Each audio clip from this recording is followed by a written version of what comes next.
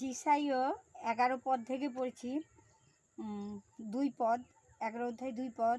আর সদাপ্রভুর আত্মা প্রজ্ঞার ও বিবেচনার আত্মা, মন্ত্রণার ও পরাক্রমের আত্মা, জ্ঞানের ও সদাপ্রভুর ভয়ের আত্মা তাহাতে অধিষ্ঠান করিবেন। আর তিনি সদাপ্রভু ভয়ে আমোদিত হইবেন।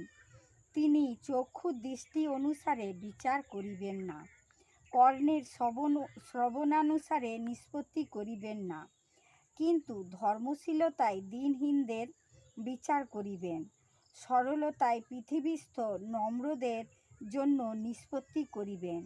তিনি আপন মুখস্থিত দণ্ড দ্বারা পৃথিবীকে আঘাত করিবেন, আপন ওষ্ঠাধরের নিঃশ্বাস দ্বারা দুষ্টকে বধ করিবেন। প্রভু তার আপন বাক্যে আশীর্বাদ করুন। এখানে বাক্য কি বলছে?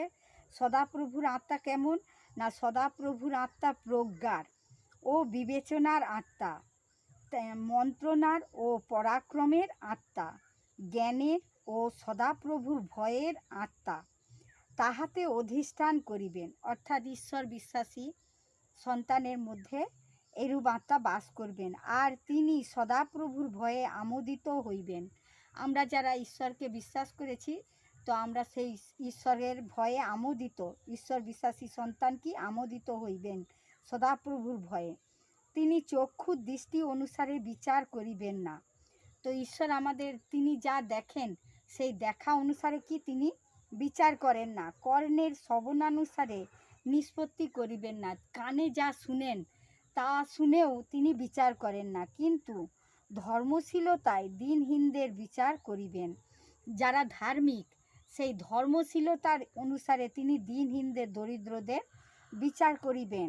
সরলতায় পৃথিবীস্থ নম্রদের জন্য নিষ্পত্তি করিবেন।